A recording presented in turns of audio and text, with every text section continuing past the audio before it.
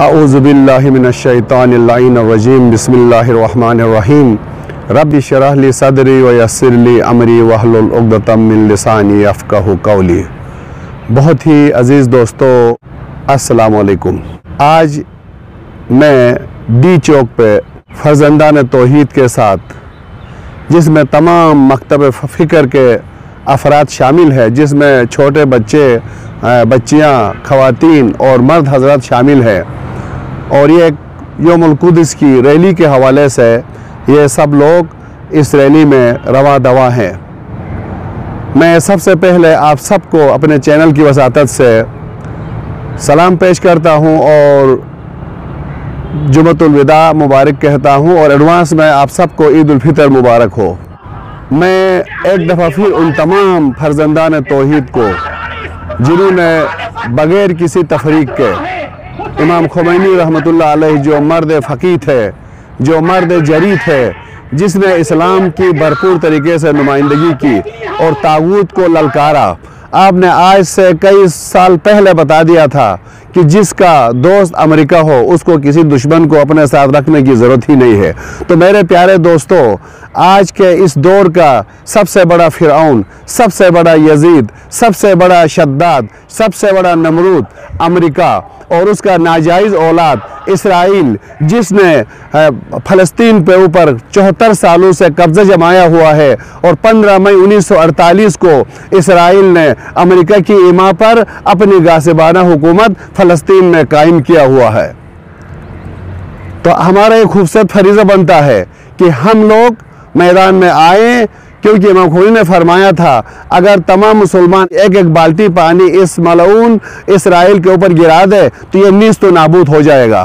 तो यकीनन हमारा जमा होना ही तमाम तर तागूती और जालिम हुक्मरानों के ख़िलाफ़ एक चैलेंज है। इंशाअल्लाह ताला हम गैब पर ईमान रखते हैं, और गैब पर ईमान रखने वालों का ज़ाहिरी चीज़ों से, ज़ाहिरी जो हथियार है, औजार से, उससे कोई फ़र्क नहीं पड़ता। अल्लामा इकबाल ने फरमाया था, मोमिन हो तो बेतैक भी लड़ता है सिपाही, काफिर हो तो शमशीर पे करता है भरोसा। और अल्लामा इकबाल ने ही शायद कहीं फरमाया, अपनी मिल्लत पर कयास अक़वाम मगरिब से न कर, खास है तरकीब में कौम रसूल हाशिमी, उनकी जमीयत का है मुल्क व नसब पर इन्हिसार, कुव्वत मज़हब से मुस्तहकम है जमीयत तरी। रसूल पाक सल्लल्लाहु अलैहि वसल्लम ने फरमाया, उस कौम में पाकीज़गी नहीं आ सकती जिसमें कमज़ोर को खुलकर ताकतवरों से हक नहीं दिलाया जाता। इस अहम और वाजिब काम को सरंजाम देने के लिए हाकिम को, लीडर्स को अपने गरीब अवाम और मुसलमान भाइयों के करीब रहना पड़ेगा। मौला अली अलैहिस्सलाम ने हज़रत मालिक अश्तर को लिखे गए अहदनामे में, जिसको आईन हुक्मरानी कहते हैं, फरमाया था, ए मालिक अश्तर, अपने रियाया से ज़्यादा अरसे तक रुपोश न रहो, ज़्यादा दूर न रहो, क्योंकि हुक्मरानों का, लीडर्स का रियाया से छुप कर रहना एक तरह की तंगदिली और मामलात से बेखबर रहने का सबब है, और ये रुपोशी उन्हें उन उमूर पर मुतले होने से रोकती है कि उनकी निगाह से, कभी कभी उनकी निगाह में छोटी चीज़ बड़ी, बड़ी चीज़ छोटी, अच्छाई बुराई और बुराई अच्छाई नज़र आने लगती है, और हक और बातिल मिल जाते हैं, तो उनको सामिरी और हारून के, मूसा के दरमियान फ़र्क करना मुश्किल हो जाता है।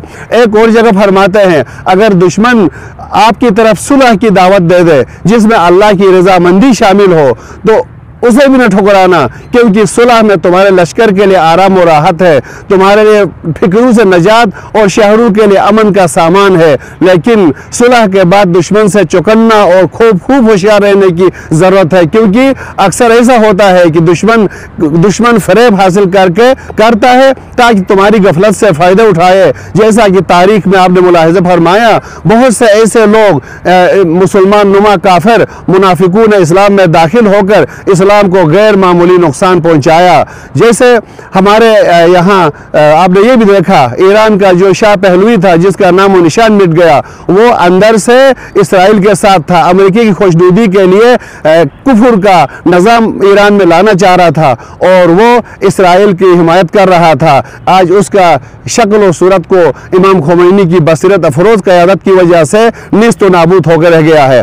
इसी तरह के कुछ और बादशाह जो अपनी बादशाहत को गैर अकली ख्वाहिशात को जिंदा रखने के लिए आज भी इसराइल और इसराइलियों को अपने गोद में बिठाने के लिए तैयार है। आप देख रहे हैं काबा के इर्द गिर्द यहूदियों का आना जाना आम हो गया है। ये सऊदी अरब के जो बादशाह है, इंशाअल्लाह अल्लाह ताला इनको भी जलील कर देगा।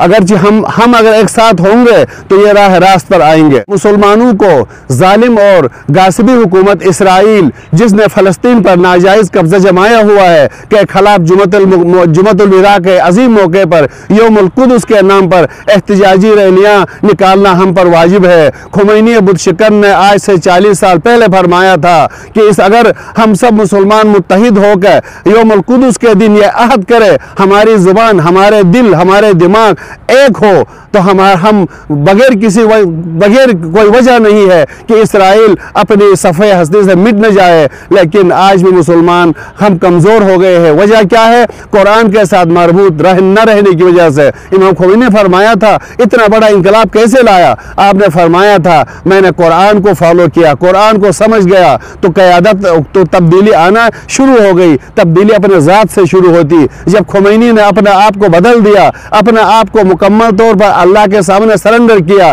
तो अल्लाह ने अपनी ताकत खोमेनी के ज़रिए से ज़मीन पर ले आया और तागूती हुकूमतों को अपनी मुँह की खानी पड़ी। आज भी आप देखें, ज़ाहिरी ताकत के हिसाब से ईरान एक छोटा मुल्क है, लेकिन इसने तमाम तर तागूती हुकूमतों के नाक रगड़वा दिया है। तो कुरान को समझ कर पढ़ने की ज़रूरत है। सिर्फ रटने से कुरान की जो बसीरत है वो हासिल नहीं होगी। मुफक्किर इस्लाम हज़रत अल्लामा इक़बाल ने बाल जिब्रील में इस हकीकत की तरफ इशारा करते हुए फरमाया था, ये कुरान ही है जो आदम को जुरत आमोज ज़िंदगी बख्श पैगाम सुनाता है। वो नाइब खुदा है, लिहाजा खुदा के बाद जुमला अनासिर पर फरमा रवाई उसी की होगी। उसे बुलंदियों, पस्तियों, हवाओं, बिजलियों, शोलों, बर्फों, तुग़यानियों, जिन्नों, वहशी और हैवानों, दरिंदों, मौसमों और जालिमों की तरफ से पेश आने वाले गुनागों, इनकलाबों और रुकावटों से हरगिज़ घबराना नहीं चाहिए, इसलिए कि उसका वजूद बज़ाहिर आजिज़ और कमज़ोर है, मगर इंसान के अंदर रूह खुदावंदी का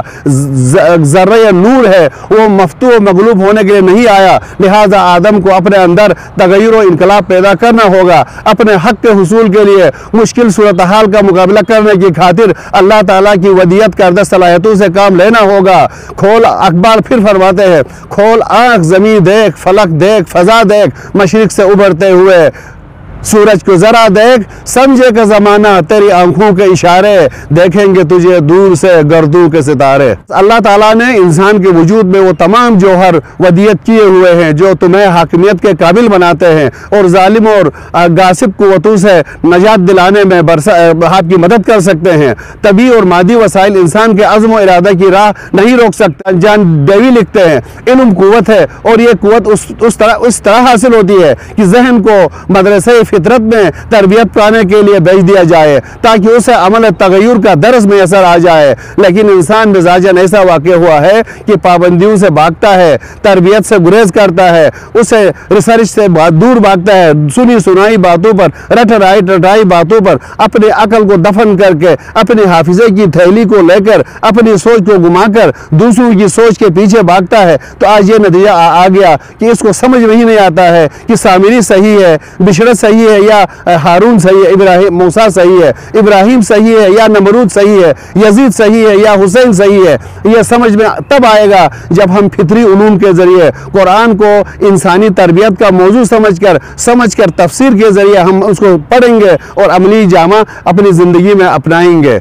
जब इंसान तरबियत से भागे, जब इंसान रिसर्च और तहकीक से भागे, जब इंसान हकीकत बीनी से भागे, जब इंसान तासुबात और तंग नज़री के दलदल का शिकार हो जाए, तो फिर वो एक वो फिर मादा परस्तों का गुलाम बनकर रह जाता है, गुलामों का गुलाम बनकर रह जाता है। एक मिस्री मुसन्निफ अल-केक लिखते हैं, जब आदमी अपनी रूहानी पहलू से मुनहरिफ होकर पोस्ट और खून की मादी ज़िंदगी पर उतर आता है तो उस वक्त वो दरिंदों और गिद्धों की सतह से बुलंद हरगिज़ हरगिज़ नहीं होता। उसकी ज़िंदगी सरासर बेकार और मारधाड़ की ज़िंदगी होती है। वो अल्लाह की बंदगी को छोड़कर गुलामों की गुलामी में चला जाता है। फ़र्क सिर्फ ये होता है कि मादा परस्त इंसान नुमा हैवान लंबे तेज़ दांतों और पंजों की बजाय रॉकेट और एटम बम का काम में लाकर मजलूम और कमज़ोर लोगों के हुकूक गसब करता है। वो बदनी लिज़्ज़ात और हवस से आगे सोचना छोड़ देता है।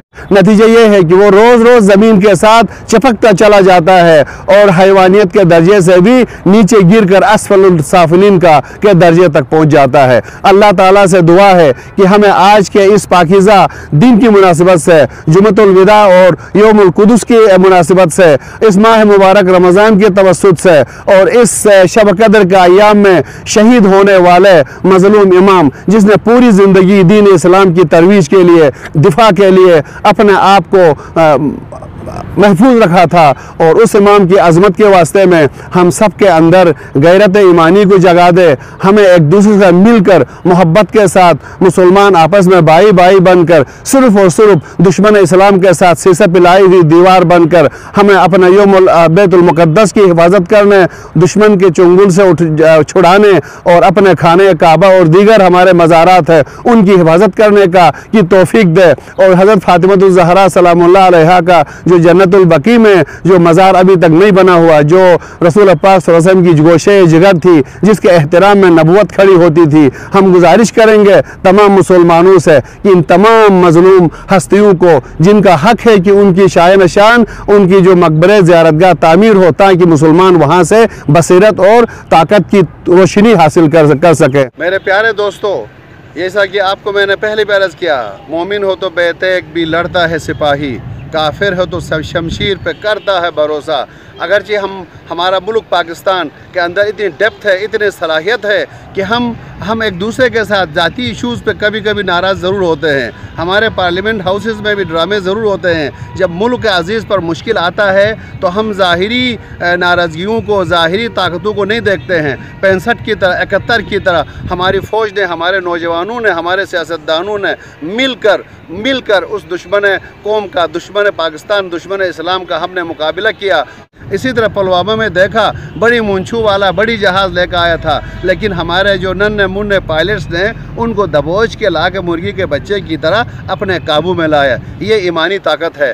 बेशक हमें टेक्नोलॉजी में भी आगे जाना है। मेरे नौजवानों से गुजारिश है, यूथ से गुजारिश है, हम इल्म में, हिकमत में आगे जाएं, क्योंकि ये मोमिन का गुमशुदा मीरास है। हमें टेक्नोलॉजी में आगे जाना चाहिए। माशाल्लाह इस वक्त हम एटमी पावर भी हैं, लेकिन इससे बड़ी ताकत हमारा ईमानी ताकत है। हमें एक होना पड़ेगा। हमें कौम के लिए, पाकिस्तान की जड़ों को मजबूत करने के लिए, दुनिया के सामने एक सुपर पावर बना के इस मुल्क को आगे ले जाने के लिए मेरी गुजारिश है कि बच्चे से लेकर सियासतदानों तक, वज़ीर आज़म से लेकर सदर तक और उलमा से लेकर जोहला तक, हम सबको मिलकर पाकिस्तान की मजबूती के लिए, इस्लाम की तरवीज के लिए अपना भरपूर किरदार अदा करना चाहिए। तो मेरे प्यारे दोस्तों, इस प्रोग्राम के आखिर में मेरा खूबसूरत फरीज़ा बनता है कि मैं आईएसओ इमामिया स्टूडेंट ऑर्गेनाइजेशन का बिलखुसूस शुक्रिया भी अदा करूं और इनको मुबारकबाद पेश करूं, सलाम पेश करूं।